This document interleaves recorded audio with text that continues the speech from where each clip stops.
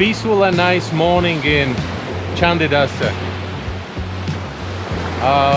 Still waiting for the other divers to arrive.